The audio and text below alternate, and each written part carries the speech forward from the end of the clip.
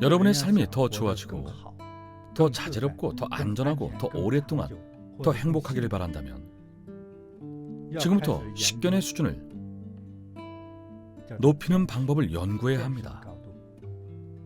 식견에서 가장 중요한 것은 학식과 지식을 쌓고 견문을 넓히는 일입니다. 가장 중요한 것은 온에 대한 인식입니다. 그 후에 해야 할 일이 자신의 식견을 한 차원 더 높이는 것입니다. 당장은 어렵다고 해도 괜찮습니다. 여러 가지 부정적인 것들을 인식하는 것이 중요합니다. 그리고 무엇을 배워야 할까요? 자비입니다. 자비는 많은 문제를 해결합니다. 식견이 높지 않아도 괜찮습니다. 자비로우니까요. 자비로우면 마음이 넓지 않아도 자비롭기 때문에 남을 해치지 않습니다. 자비롭기 때문에 남을 보호하고 보시를 베풀며 자비롭기 때문에 남을 돕습니다. 자신의 운명도 바뀝니다. 마음이 넓은 것뿐만 아니라 높은 경지를 의미합니다. 오늘 이 말을 하는 이유는 여러분에게 빠른 도움을 드리기 위해서입니다. 선수행의 지혜와 불법의 지혜 같은 것은 듣기만 해도 토가 나올 정도로 못 알아듣겠다면 저는 간단하게 알려드릴 수 있습니다. 저처럼 멍청한 사람도 이해했으니 여러분도 이해할 수 있습니다. 다들 이해하고 나면 어떻게 그 안에서 도움을 받을 수 있는지 알려드리겠습니다. 다른 이치는 이해 못해도 자비심만큼은 꼭 마음속에 잘 간직하십시오. 여러분의 인생이 바뀌기 시작합니다. 모든 악연이 금세 선연으로 바뀝니다. 선연은 좋은 인연입니다. 대자대비를 떠나서 선한 마음으로 사람을 대하기만 해도 나쁜 운명이 좋은 운명으로 바뀌고 좋은 운명은 더 좋아집니다. 그쯤 되면 부자가 안 되기도 어렵습니다. 공덕과 복덕이 어느 정도에 이르면 돈이 굴러 들어옵니다. 아무리 바보 같아도 돈이 굴러 들어옵니다. 자비롭기 때문이죠. 자비심으로 사람을 대한 행동으로 인해 부귀가 찾아옵니다. 머리만 똑똑하고 영악한 사람들은 이리저리 주판알을 튕기며 따지고 착취하고 속이고 어떻게든 남의 돈을 뜯어냅니다. 참 피곤한 일이죠. 진정 부귀한 운명을 타고난 사람은 머리를 쓰지 않아도 머리가 안 좋아도 부자가 됩니다. 그것이 진정 부귀한 운명입니다. 시청자분들 중에는 돈 벌고 싶은 바보 없습니까? 더 큰 돈을 벌고 더 나은 삶을 살고 더 큰 성공과 평안함 그리고 행복을 원한다면 이어지는 저의 수업을 꼭 들으십시오. 놓치면 손해가 막심합니다. 수업을 강요하는 것이 아닙니다. 저는 불법을 배우는 사람으로서 제가 깨달은 것을 여러분과 나누고자 할 뿐입니다. 여러분이 이고 등락하고 잘못을 알고 바로잡아 더욱 상스럽고 부귀해진다면 얼마나 좋겠습니까? 그 모습을 본다면 저 역시 기쁘겠죠. 제 수업을 듣고 돈도 많이 벌고 멋진 총각에게 시집가고 착한 처녀에게 장가가고 자식도 낳고 자식도 잘 됐다며 이 수업을 들은 덕분이라는 이야기를 들으면 저도 기쁩니다. 여러분이 고통에서 벗어나고 성공과 행복을 얻을 수 있도록 여러분에게 심오한 이치를 알려드리는 것입니다. 이야기를 좀 더 해보죠. 과거 중국의 고사성어입니다. 소동파가 살던 시기에 이러합니다. 소동파가 당시 함께 수행하던 불인선사와 나눈 대화 중에 이런 구절이 있습니다. 팔풍, 취부동, 단좌 자금대. 팔풍취부동, 단좌 자금대. 팔풍취부동, 단좌 자금대. 온갖 어려움 앞에서 흔들림 없다.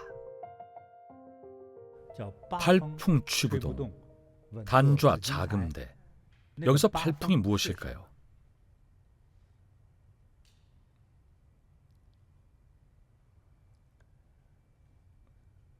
우리 법사가 읽어주세요.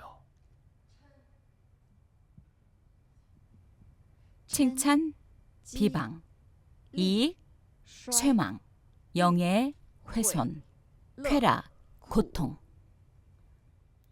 서로 대칭되는 개념입니다. 윗부분에 숫자로 표시했습니다. 플러스 1과 마이너스 1. 아래도 같은 방법으로 플러스 1, 마이너스 1이 됩니다.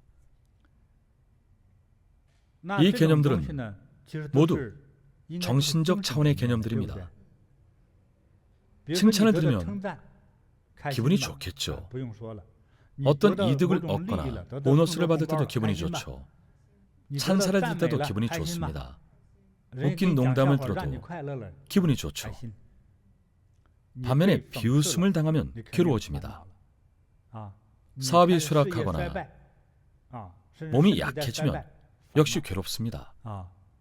얼굴이 망가지거나 사업이 망가지거나 가정이 깨지면 당연히 괴롭습니다. 직접적인 고통을 의미하죠. 이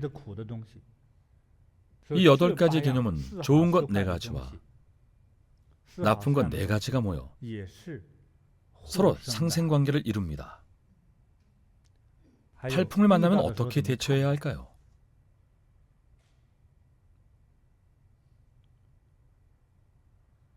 샤오장의 이야기를 예로 들어봅시다. 샤오장은 부장에게 비난을 들었습니다. 비난의 행위는 8가지 괴로움 중에 어떤 것에 해당할까요? 비방이나 훼손 또는 고통일 수도 있습니다. 고통은 일종의 감각입니다. 부정적인 감각이죠. 하지만 자비로운 마음으로 바라본다면 어떨까요? 고통이 곧 이익이 됩니다. 나에게 이로운 것이 됩니다. 겸허히 받아들이고 기쁘게 받아들여야 합니다. 그러면 상사가 오히려 비법을 더 가르쳐줄 수도 있죠. 하지만 곧바로 번뇌의 감정이 일어나면 원래 빈병처럼 텅 빈 공간 안에 금세 큰 돌덩이가 차올라 아무것도 못 받아들입니다. 결국 하는 일마다 그르치고 상처를 주고받습니다. 팔풍의 4가지 좋은 느낌과 4가지 싫은 느낌은 모두 정신적인 감각입니다. 우리는 거의 매일 이 8가지 감각 중에서 적어도 2가지는 마음속에 일어납니다. 매일 적어도 2가지는 일어나죠. 많고 적고 또는 크고 작은 차이일 뿐입니다. 살아있는 한 매일같이 마음속에 일어납니다. 살아있다는 것은 지각과 감각이 있다는 뜻입니다. 감각에 예민한 사람을 똑똑한 사람이라고 부릅니다. 똑똑한 사람은 예민합니다.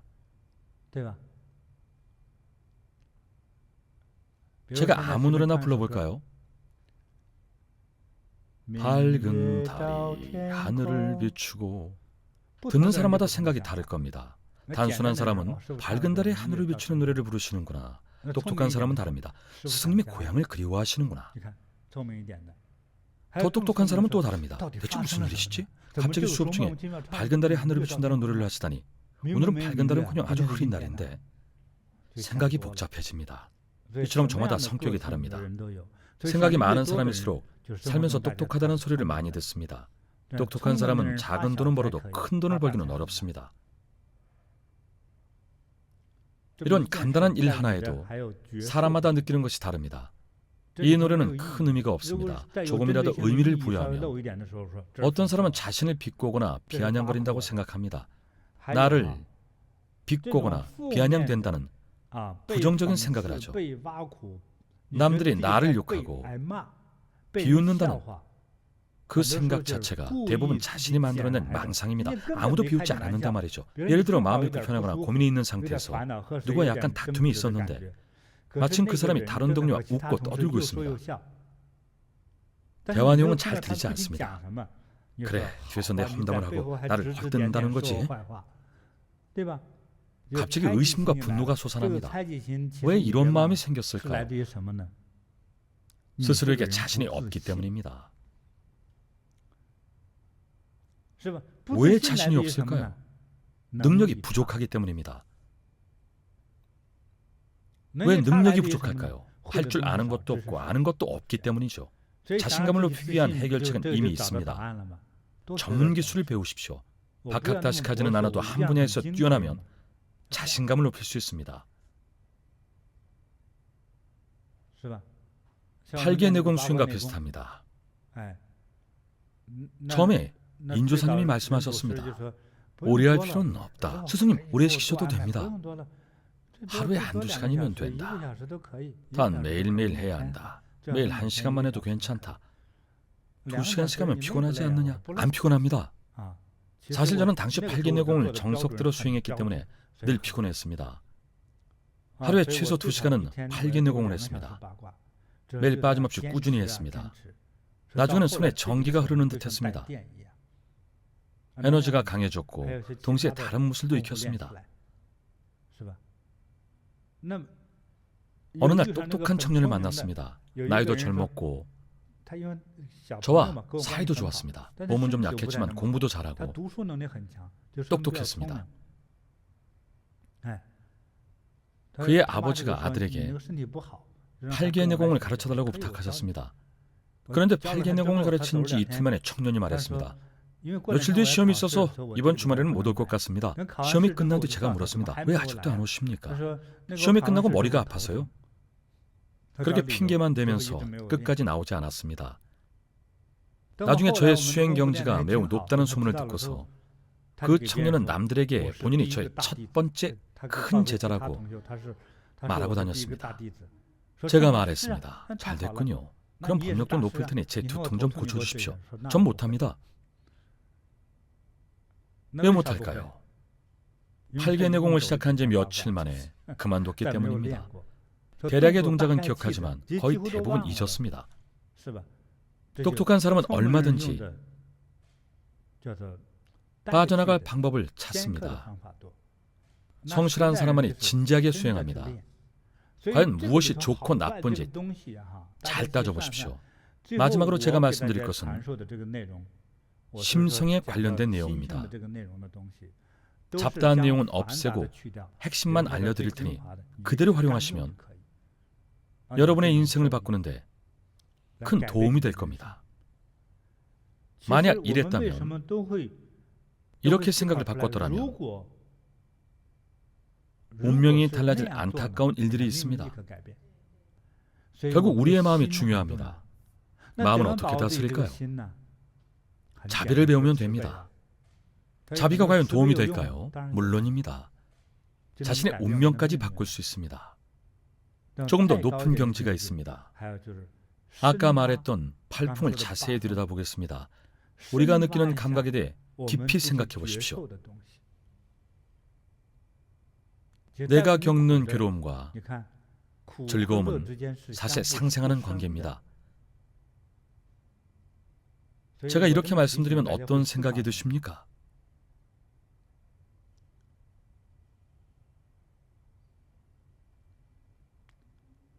대부분의 큰 스님들은 늘 평상심을 유지합니다. 과거에 고명한 큰 스님들은 큰 제자나 국가의 유명 인사로부터 이런 질문을 많이 받았습니다. 큰 스님, 깨달음이란 무엇입니까? 가서 죽이나 먹거라. 큰 스님, 깨달음이란 무엇입니까? 쓸데없는 소리 말고 차나 마시거라. 대체 깨달음이란 무엇입니까? 가서 일이나 하거라. 큰 스님들은 왜 이런 식으로 대답하셨을까요? 소박함 속에 진리가 있는 법입니다. 지혜는 실질적인 노동과 실생활을 통해서만 얻을 수 있습니다. 입으로 내뱉는 말이나 머리로 하는 생각만으로는 이해할 수 없습니다. 자신의 행동과 불성을 통해 얻을 수 있습니다. 불법에서는 이런 문제의 원인을 오온치성 때문이라고 판단합니다. 오온치성. 여기에서 치성은 맹렬히 타오르는 불꽃을 뜻합니다. 예컨대 질투의 불꽃과 원한의 불꽃은 아무리 애써도 참을 수 없기에 치성이라고 부릅니다. 발음도 별로 안 좋게 들리죠. 계모가 전체의 아들을 살해한 것은 애정의 오온치성입니다.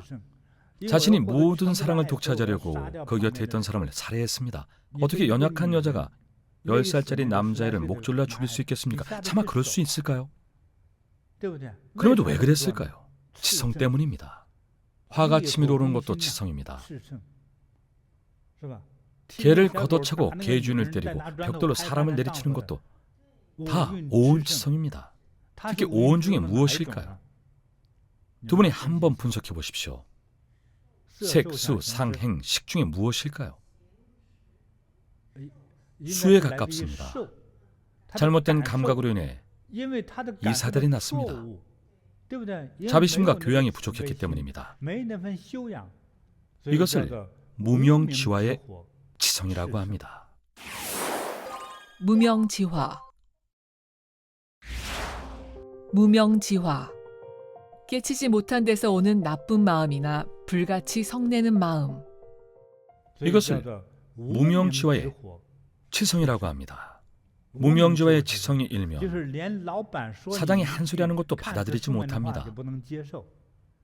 시청자 여러분께 당부드립니다. 어느 날 누군가 여러분을 욕하고 비꼬고 헐뜯고 심지어 때려도 저 사람이 날 돕는다고 생각하고 똑같이 욕하고 걷어차며 보복하지 마십시오. 오히려 여러분의 성취를 돕는다고 생각하세요. 우리에게 부정적인 느낌을 주고 상처 주는 것을 뜻하는 불교 전문 용어가 있습니다. 역증상연. 이 용어를 기억하십시오. 예전에 말씀드렸는지 모르겠지만 역증상연에서 역은 거스르다는 뜻입니다. 역증상연. 역증상연. 역증상연. 사람이 어려운 고비를 겪으면서 더욱 분발하는 인연으로 삼는다. 역증상연. 역증상연은 거부감이 생기기 가장 쉽습니다. 역증상연. 한번 비유를 해보겠습니다. 개를 키워본 적 없는 분도 개나 고양이를 한 번쯤은 쓰다듬어 봤을 겁니다. 요새는 반려동물을 키우는 분들이 많으니까요. 개나 고양이가 좋아서 친해지고 싶다면 등을 만져줘야 합니다. 머리에서 어깨로 내려오면서 털 방향에 맞춰 아래로 쓸어내려줘야 개가 편안함을 느낍니다. 반대 방향으로 쓸어올리면 물거나 핥힐 수도 있습니다.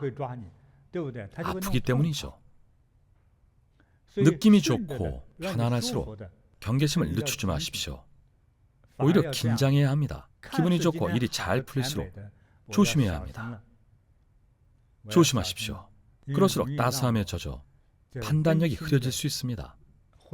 따스한 기분은 판단력을 흐리고 너를 자칫 잠들게 하여 쉽게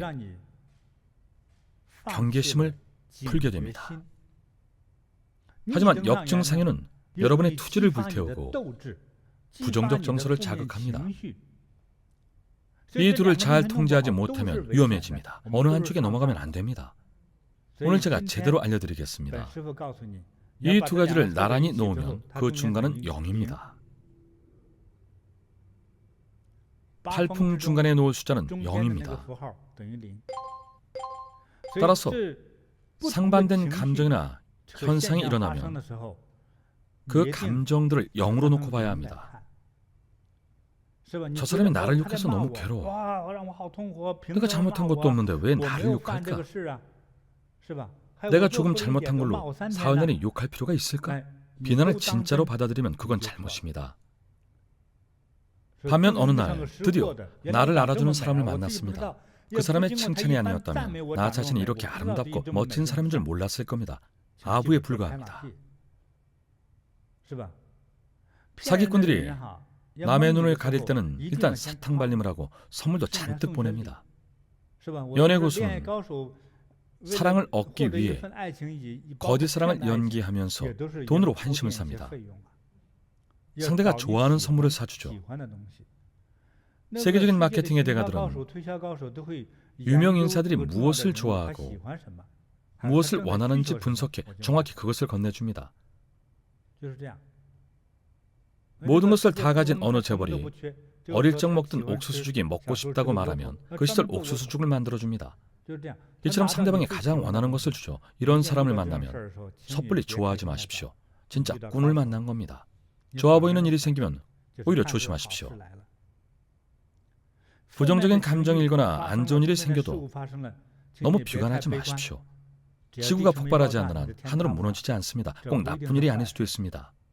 자신의 어떤 행동으로 인해 욕을 먹거나 질책을 받거나 꾸중을 들었다면 이때는 무조건 모든 것을 0으로 생각하지 마십시오. 본인이 잘못하다면 즉시 반성해야 합니다. 앞으로 고치겠습니다. 지적해 주셔서 감사합니다. 상대방을 원망하지 마십시오. 나의 잘못을 알려준 사람을 원망하는 것은 어리석은 행동입니다. 자비롭고 지혜로운 사람은 다른 사람의 지적을 기꺼이 받아들입니다. 상대방을 원망하지 말고 감사하게 생각하십시오. 하지만 상대방의 오해라면 해명할 필요가 있습니다. 상대가 불같이 화를 내고 있을 때는 해명해봐야 소용없죠. 상대의 화가 가라앉은 다음 해명하면 됩니다. 업무 보고를 할 때도 마찬가지입니다. 상대방의 눈치를 볼 줄 알아야 합니다. 중생은 대부분 비슷합니다. 몇몇 사람만이 조금 더 똑똑하고 영리할 뿐이지 감정적으로는 다 비슷합니다. 실수도 다 비슷비슷합니다. 업무 보고를 할 때나 물건을 팔 때도 상대방의 부정적 감정이 사라질 때를 기다려야 합니다. 아이를 때리고 있는 부모에게 삽이나 권총을 권하면 안 되겠죠. 명을 재촉하는 행동입니다. 너무 고약한 심보입니다. 그래서는 안 됩니다. 상황을 잘 구분해야 합니다. 상사가 화를 내고 있을 때 굳이 업무 보고를 하면 원래는 쉽게 통과될 일도 화가 잔뜩 나 있는 상사는 안 돼 하고 반려시킵니다. 책임자들이 이런 일을 자주 겪죠. 나 지금 하는 거 안 보여? 그 정도 눈치도 없어? 사실 눈치 없는 직원들이 많습니다. 나이가 어리거나 누가 가르쳐준 적이 없다 보니 스스로 호랑이 굴러 들어가곤 하죠. 죽음을 자초합니다. 물론 진짜 죽는다는 뜻은 아닙니다. 업무 중에 후대게 혼난 상태에서 잔뜩 화가 나 있는 사장에게 업무 보고를 하겠다고 하면 죽음을 자초하는 셈이죠. 사장이 화를 낼 때는 몸에 염라대왕이 붙어있으니 조심해야 합니다.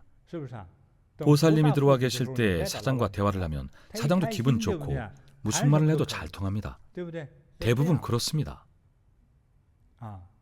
완급 조절을 잘해야 합니다.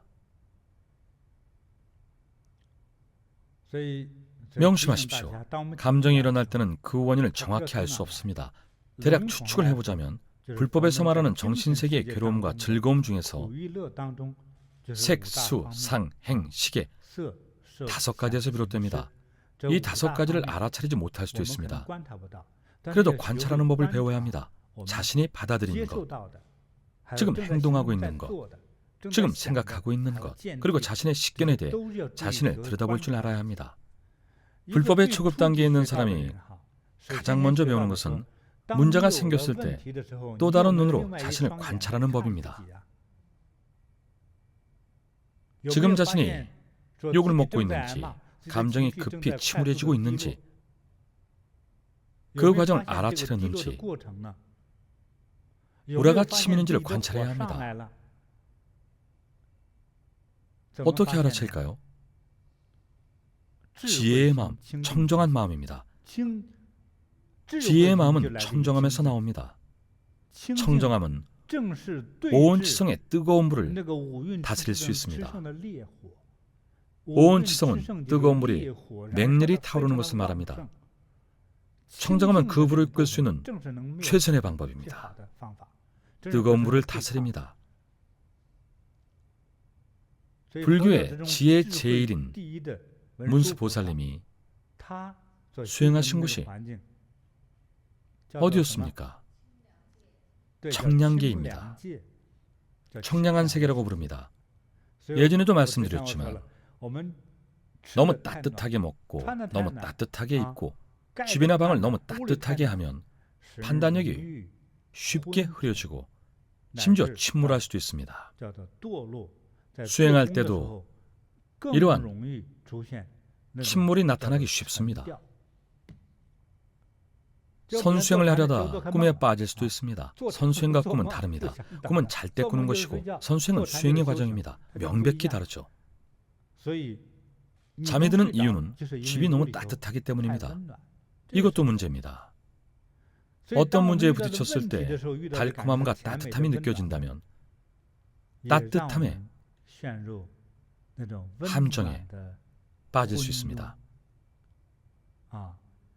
따라서 맑은 정신을 유지하려면 마음을 가라앉혀야 합니다. 청정한 정신 상태를 유지해야만 관찰력을 발휘할 수 있습니다. 나에게 일어나고 있고 느끼고 있는 모든 것과 그 감정의 기복을 알아차리고 관찰할 수 있으려면, 그리고 좋은 느낌과 청정함을 유지하려면 영의 상태에서 관찰해야 합니다. 아주 지혜로운 판사처럼 유혹과 충동에 흔들리지 않고 가장 절대적인 법률과 가장 청정한 안목으로 사건을 관찰하고 판단해야 합니다. 눈앞에 있는 살인범이 미인이고 마음에 든다고 해서 5년형만 선고하면 안 됩니다. 미모의 유혹에 흔들리지 않고 냉정하고 청정한 마음을 유지해야 문제점을 자세히 관찰하며 핵심을 포착하고 살필 수 있습니다. 그래야만 어떤 문제에 부딪혔을 때 나의 행동, 나의 감각, 나의 생각, 나의 감정, 나의 판단력을 다스릴 수 있습니다.